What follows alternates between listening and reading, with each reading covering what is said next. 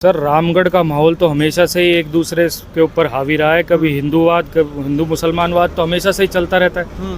बाकी कभी परिवारवाद भी बीच में आ जाता है। एक पार्टी तो हमेशा से ही परिवारवाद के फेवर करती है। कौन सी पार्टी? Congress party sir. कभी साफिया, कभी जुबेर। अब सुनने में आ रहा है कि उनके बेटे के ऊपर दाव चल सकते हैं। तो फिर बाहर कोई और कांग्रेस है ही नहीं, बस यही कांग्रेस है क्या रामगढ़ में? की बार कोई जो रामगढ़ से भाजपा की इज्जत बचा पाए? नहीं सर, रमन गुलाटी का नाम सुना है हमने, बनवारी लाल सिंघल का नाम सुना है हमने। ये 2-3 आदमी ऐसे हैं जो रामगढ़ से अगर इनको टिकट मिलती है तो ये आराम से टिकट निकाल सकते हैं। रमन गुलाटी अपने क्षेत्रीय आदमी, काफ़ी साल से वो भी एक्टिव हैं इस एरिया में। नहीं, रमन गुलाटी पर क्या रामगढ़ की जनता विश्वास जता पाएगी? बिल्कुल जता पाएगी। साफिया जी की वजह से ही कुछ यहाँ माहौल लोग चिढ़ रहे थे। क्या चिढ़ रहे थे? क्यों चिढ़ रहे थे? जातिवाद ज्यादा करती है वो। क्यों और नहीं करते जातिवाद? करते हैं लेकिन छुपे रुस्तम में करते हैं। अब आम ओपन तो वो ज्यादा करती है। कौन करती है? साफिया जी। अच्छा, तो साफिया से नाराजगी आपकी? हम तो क्या मुस्लिम समुदाय भी नाराज है। उसी से नाराज? और क्या? आपका क्या मन है? हमारा बीजेपी का मन है। बीजेपी का मन है। बीजेपी तो लगातार 2 बार चुनाव हार रही है रामगढ़ वो से। हार गई कोई बात नहीं, लेकिन वो भी बीजेपी ने जो टिकट वितरण किया था उसके कारण हारी थी। ऐसा टिकट क्या वितरण किया था? वो उसको देना था सुखवंत को टिकट, और इन्होंने इनको दे दिया जय ऊर्जा को। तो वो टिकट गलत वितरण करने में। राजस्थान की 7 विधानसभाओं में जल्दी ही उपचुनावों की घोषणा होने वाली है। किसी कारणवश ये सीटें रिक्त हुई थी। रिक्त हुई सीटों पर भारत निर्वाचन आयोग अति शीघ्र से शीघ्र इन क्षेत्रों में उपचुनावों की घोषणा कर सकता है। हम आपको बता देते हैं कि अलवर जिले की रामगढ़ विधानसभा एक क्षेत्र है। इस रामगढ़ विधानसभा क्षेत्र में कुछ ही समय पहले जब यहाँ चुनाव हुए थे, चुनाव में कांग्रेस से विधायक बने थे जुबेर खान।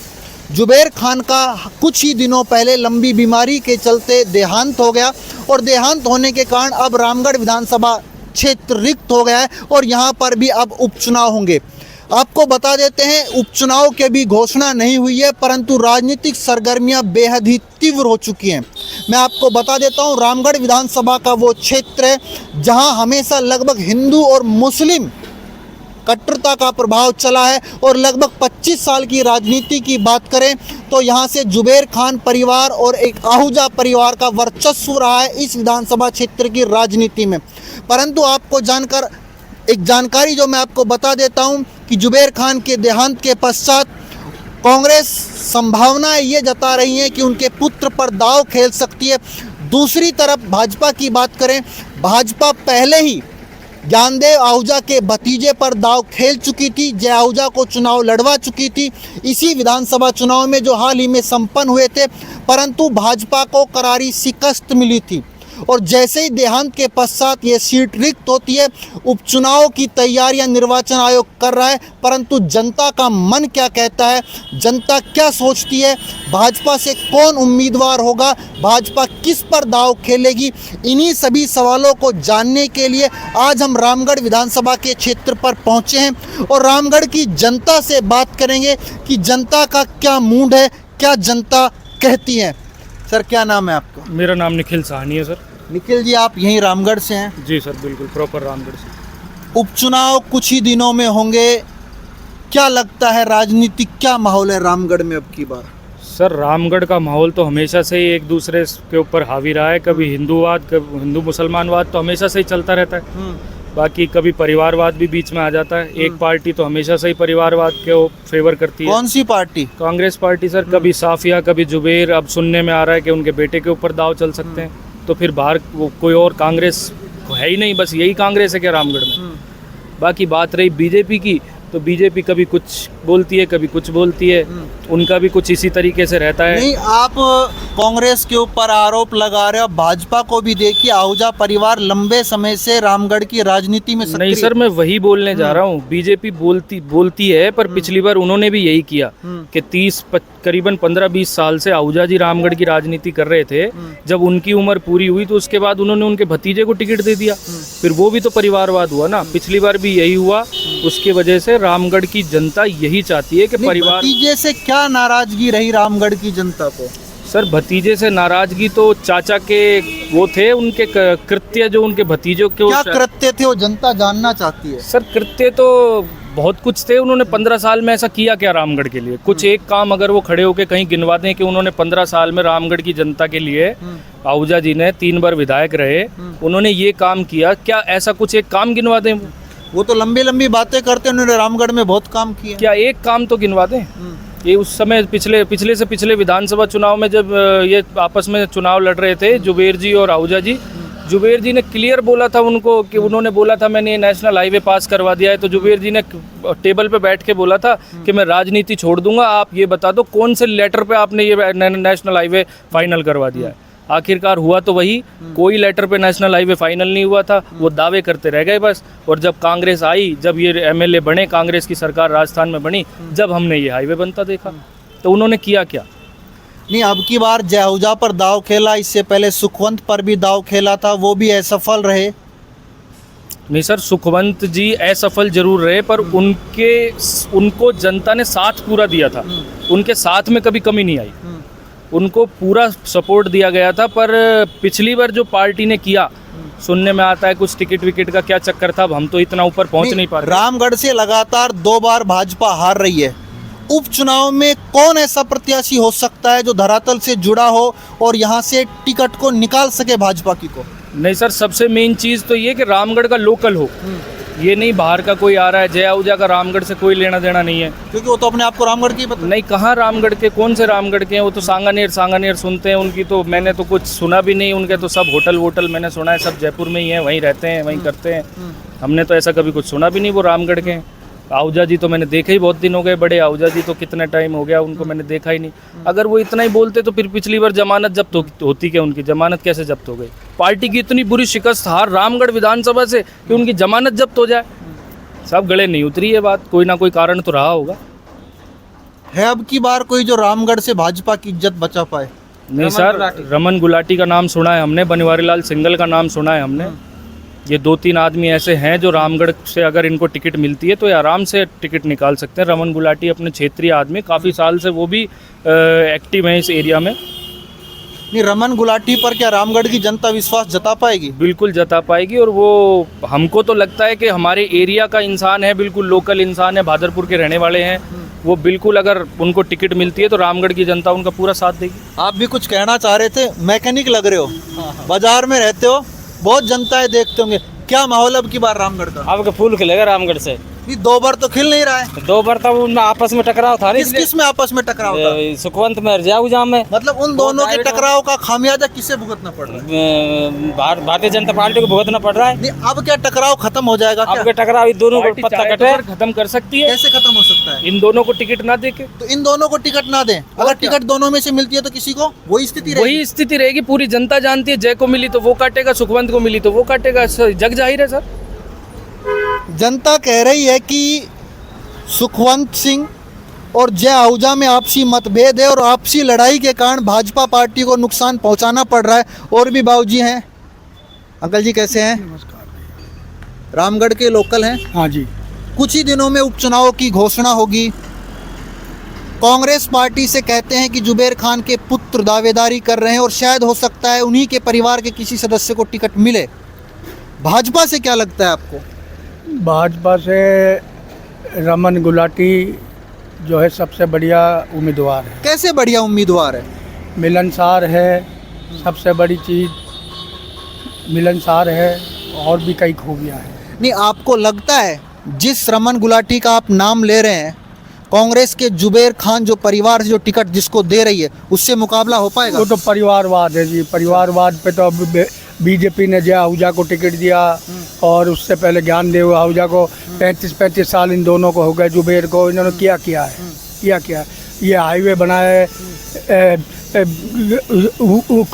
खोद के बनाया नहीं है, इसको ऊपर करके सारी गलियों के वो करके रख दिया है। क्या फायदा?